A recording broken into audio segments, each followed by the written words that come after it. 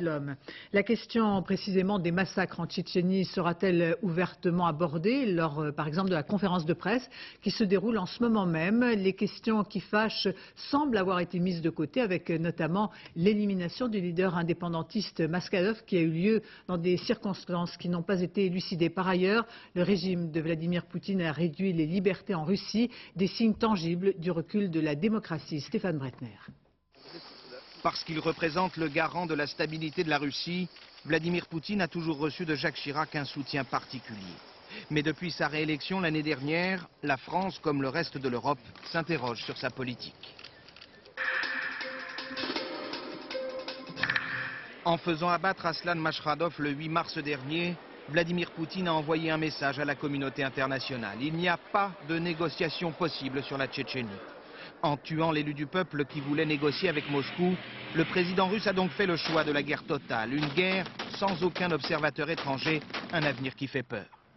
Si on n'arrête pas Poutine, il se sentira les mains libres et c'est quand même la deuxième puissance nucléaire du monde. Il faudrait que M. Chirac réfléchisse. En menant une guerre fiscale et judiciaire, Vladimir Poutine a fait tomber la plus grosse compagnie pétrolière russe. Yukos, dirigée par un milliardaire et mise en faillite, puis rachetée par une société inconnue. Le monde des affaires russes peut trembler.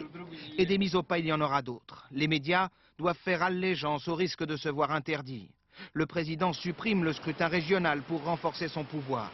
Seul échec, les tentatives d'ingérence dans les anciennes républiques comme en Ukraine ou en Géorgie. Malgré cela, aucune voix ne s'élève en Europe. Le message que l'on donne à Poutine consiste à lui dire: quoi que vous fassiez à l'intérieur, vis-à-vis de vos citoyens, quoi que vous fassiez à l'extérieur, dans votre ex-empire, en Tchétchénie par exemple, nous l'accepterons car nous avons besoin de vous.